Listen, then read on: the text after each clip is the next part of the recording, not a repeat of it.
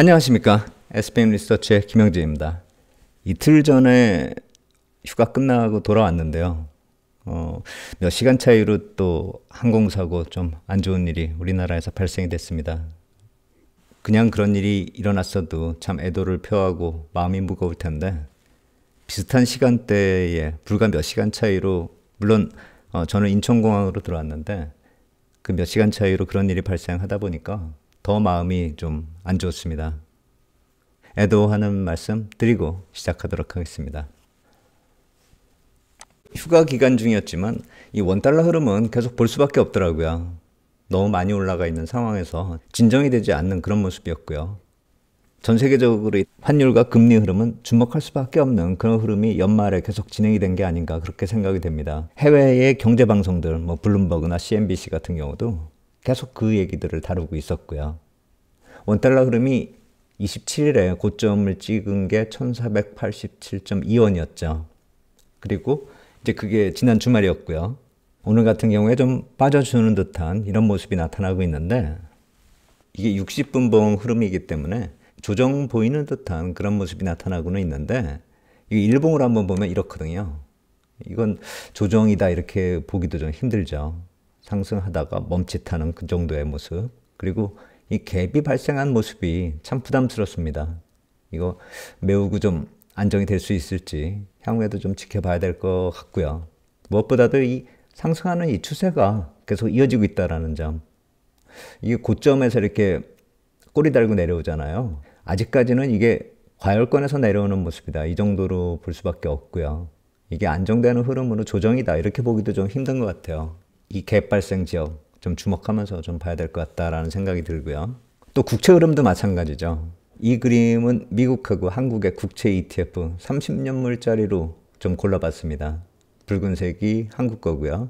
푸른색이 미국 겁니다. 환율처럼 역시 마찬가지로 우리나라 시세 좀 안 좋죠.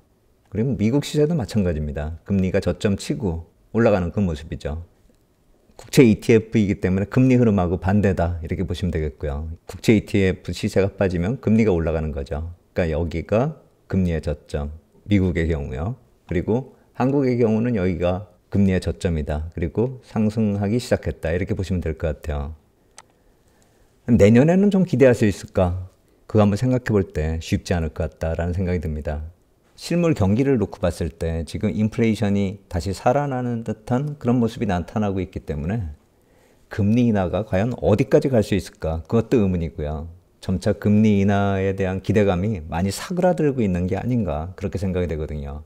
그 1월에 FOMC 회의 때에 나타날 수 있는 그런 코멘트들을 좀 살펴봐야 될 것 같고 재정계획이나 이것이 1월 중순부터 반영이 될 것이다. 그렇게 생각을 하고 있는데 그때도 좀 주목을 해봐야 될 것 같습니다. 재정계획이 어떻게 시장에 반영이 되는지.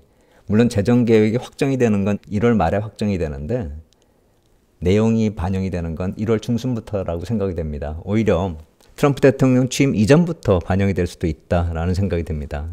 그래서 내년에 이렇게 기대할 수 있는 그런 자산 흐름이 과연 뭐가 있을까? 주식이 될까? 아니면 국채가 될까? 아니면 커머디티가 될까? 이렇게 생각을 해볼 때 그렇게 만만하게 볼 수 있는 그런 자산이 없는 것 같아요.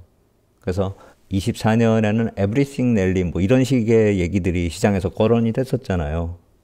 그래서 포모 현상도 강했고요. 뭔가 안 사면은 나는 소외되는 게 아닌가 그런 생각들을 할 수 있는 그런 흐름이었는데 과연 그게 내년에 이어질 수 있을지 그 의문입니다. 내년에는 어느 시장이 얼마만큼 조정을 받고 또 어느 밴드에서 움직일 수 있을지 그걸 다 좀 개별적으로 살펴봐야 되는 게 아닌가 그런 생각이 듭니다. 올해하고는 좀 많이 좀 틀려지는 한 해가 아닐까. 또 주도주 같은 경우도 과연 AI 관련된 그런 종목들이 계속 이어질 수 있을지 그것도 좀 의문이다 이런 생각이 들고요. 그래서 가장 중요한 거는 내년에 달러와 금리가 시장에 미치는 무게감이 더 커지는 게 아닌가 그런 생각이 들고요.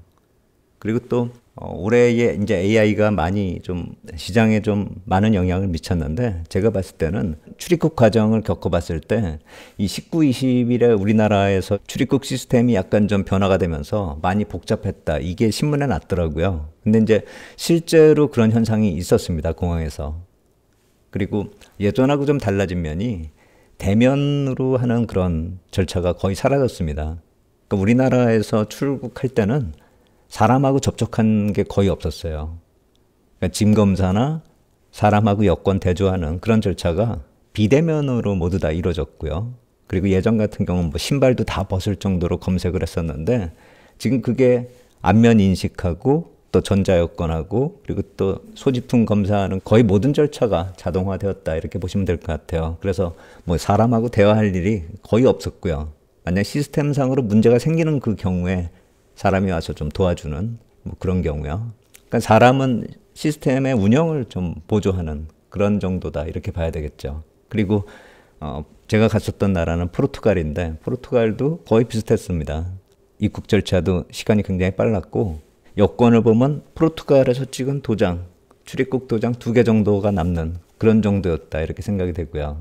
그리고 또 인터넷 같은 경우는 우리나라에서 사용하는 거나 로밍 해가지고 사용하는 거나 큰 차이점이 없더라고요. 포르투갈 수도 리스본을 벗어나서 시골로 가더라도 인터넷 같은 경우 좀 잘 작동하고 물론 이제 우리나라보다는 속도가 느린데 인터넷 같은 경우는 거의 이제 문제가 안 되더라고요. 그래서 전체적으로 이 기술 향상이 상당히 좀 많이 된 듯한 그런 느낌이다. 그것이 2024년 AI 주가들 뭐 이렇게 올라가고 하는 그런 모습들 그거하고 좀 연동해서 생각해 보면 이제 실생활에 거의 이 자동화가 적용이 되고 있는 게 아닌가 그런 생각이 들었습니다. 다른 나라를 가면 또 좀 틀려질 수도 있다라는 생각이 들긴 드는데 이 AI 관련된 이런 모습들은 더 확산되고 속도는 더 빨라지는 게 아닌가 그런 생각이 듭니다. 그러니까 이런 시스템을 이제 악용하는 사례가 생기면 좀 문제가 발생이 될 텐데 그런 경우 쪽이 아니라고 한다면은 생활하기에는 좀 더 편리해지고 있는 게 아닌가 그런 생각도 듭니다. 다시 시장으로 돌아와서 말씀을 드리면은 미국 금리 한번 살펴보겠습니다. 9월 달에 저점 치고 4.6%까지 올랐습니다. 시장에서 생각했었던 게 3.5% 정도 생각을 했었죠. 항상 시장에서 생각하면 그 이전에서 바닥 형성하고 올라가는 것 같아요. 그건 한국도 마찬가지입니다. 2.5 정도 생각했었죠. 2.6% 근처 갔다가 2.8%까지 올라간 그런 모습이고요. 그러니까 이렇게 모습들이 나타나니까 채권 ETF가 이런 식으로 조정을 받는 것이 되는 것이고요. 금리하고 채권 ETF 가격은 반대죠. 금리가 올라가면 채권 ETF 가격은 빠질 테니까요. 그래서 미국하고 한국을 동시에 한 화면에서 보면은 약간의 시차가 형성이 되고 있죠. 미국이 먼저 저점 형성했고 한국이 좀 늦게 한 3달 정도 뒤에 나타났다 이렇게 보시면 될 것 같아요. 미국이 9월 중순에 저점 형성했고요. 금리가요. 10년물 기준으로. 그리고 한국 같은 경우는 12월 중순 경기가 좀 더 안 좋다 그랬기 때문에 한번 금리 인하를 또 예상치 않게 하는 그런 모습이 나타났죠. 그런데 자세히 보시면은 이 금리 레벨은 원래 좀 약간 차이가 나요. 이 왼쪽의 수치들이 미국 금리고요. 오른쪽의 수치가 한국 금리거든요. 약 한 1% 정도 차이가 납니다. 그러니까 이렇게 붙어 다닌다 하더라도 미국 금리가 1%가 높은 거죠. 그런데 보시면은 한국 금리하고 미국 금리하고 좀 이렇게 붙어 있는 이런 모습 보이다가 그게 좀 스프레드가 커지죠. 미국이 기준금리는 내렸지만 이제 10년물 금리는 바닥을 치고 올라가는 그 모습이 나타나는 겁니다. 특히 10월 중순 넘어서면서부터 이 갭이 점점 커지죠. 그리고 11월 들어서 점점 커지고 12월 들어서는 이 속도도 빨라집니다. 미국 금리 올라가는 모습이요. 한국보다요. 길이가 많이 차이 나잖아요. 이 올라가는 속도가 좀 많이 차이 나잖아요. 그러다 보니까 그것이 환율에도 반영이 되는 겁니다.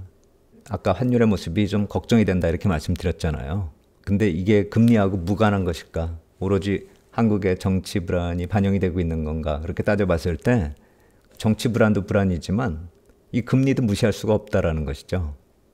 보시면은 이렇게 붙어 있을 때 금리가요. 물론 양쪽의 금리가 1% 정도 차이가 나고 있는데 그것을 감안해가지고 이렇게 붙어 있을 경우에 그때는 환율이 좀 안정적으로 이렇게 박스권 안에서 흘러갔다라는 것이죠. 그런데 아까 말씀드렸듯이 이 11월에 이 푸른색 미국 국채 금리가 확 올라가기 시작하죠. 그때부터 환율도 올라가기 시작합니다. 그러니까 금리가 높은 쪽으로 돈이 쏠림 현상이 나타난다. 이런 식으로 볼 수가 있는 것이죠. 제가 예전에 RP금리 비교해 드렸잖아요. 우리나라 RP하고 거의 1% 이상 차이가 난다라고 하면은 저 같은 개인들도 달러 쪽을 선호할 수밖에 없는 그런 흐름이 나타나고 있다는 것이죠. 그리고 그 속도가 12월 들어서 더 빨라졌다라는 점, 한국의 정치 이슈 불안과 더불어서 금리 흐름까지도 환율에 영향을 주고 있다, 이렇게 봐야 되겠죠.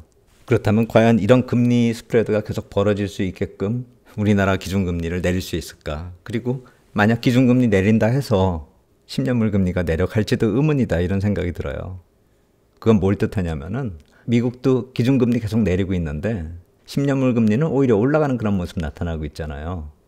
그러니까 기준금리 내리는 게 한계가 보이면은 기준금리 내렸을 때 10년물 금리가 3.5 정도가 저점일 것이다, 그런 식으로 시장이 인식을 해버리면 기준금리 아무리 내려봐야 소용이 없다라는 것이죠. 그렇다면 우리나라도 마찬가지죠. 이제 기준금리를 많이 내린다 하더라도 10년물 금리 저점을 2.5 정도로 보는 그런 시장의 시각이 살아있다라고 한다면은 기준금리 아무리 내린다 하더라도 2.5 이하로 크게 내려갈 수가 없는 것이죠. 그렇다면 미국처럼 이렇게 선행해서 금리가 움직이는 그런 모습도 나타날 수 있는 것이죠. 우리가 이거는 내년 흐름에서 가장 중요하게 봐야 될 것 같아요. 기준금리를 인하한다 해서 국채금리가 과연 내려갈까? 그것에 대해서 생각해 봐야 된다는 것이죠. 그것이 아마도 국채시장으로 끝나는 문제가 아닐 겁니다. 주식시장 쪽으로도 영향을 미치고 커머디티 시장 쪽으로도 영향을 미치겠죠. 그러니까 기준금리로 인해서 시장이 컨트롤될 수 있는 그런 흐름, 2024년하고 2025년은 틀리다라는 것이죠. 거기에 트럼프 정권이 시작되는 것하고요. 그리고 또 재정정책이 변화되는 그 점도 살펴봐야 되는 것이고요. 그래서 올해하고는 많이 흐름이 틀려질 것이다, 이걸 봐야 되는 것이죠. 더군다나 우리나라 같은 경우는 이 환율의 흐름, 쉽지 않은 흐름이 나타나고 있다, 이거 좀 우리가 주목을 해야 되겠고요. 또 하나, 미국 같은 경우는 이 금리하고 달러가 서로 밀고 끌고 하면서 올라가고 있거든요. 한번 살펴보겠습니다. 이게 N달러 흐름하고 미국 10년물 국채 흐름입니다.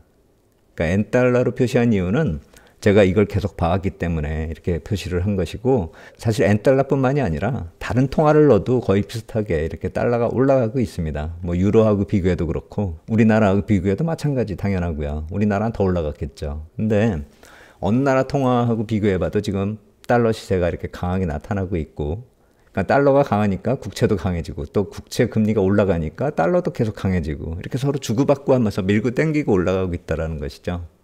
근데 이 흐름이 과연 어디서 반전이 나타날지, 그것도 의문이 되는 것이죠. 시기상으로 놓고 보면은 여기까지 정고점까지 올라가는 데 있어서 트럼프 취임이 좀 맞닥뜨리는 게 아닌가, 그런 생각이 듭니다.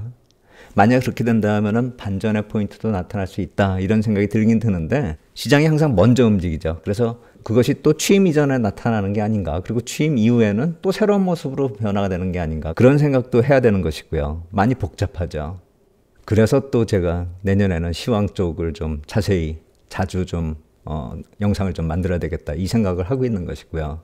오늘도 사실 이 사회 분위기상 영상을 별로 이렇게 만들고 싶은 생각이 안 들었던 게 사실입니다. 그런데 이제 휴가 갔다 돌아왔기 때문에 인사도 또 드려야 될 테고, 내년이 뭐 벌써 이번 주부터 시작된 게 사실이니까요. 그래서 이번 주부터는 제가 영상도 좀 자주 만들고 시황도 좀 자주 이렇게 분석해서 말씀을 드리려고 주 초부터 좀 사회 분위기 좀 안 좋은 상황에서 동영상 한번 만들어 봤습니다.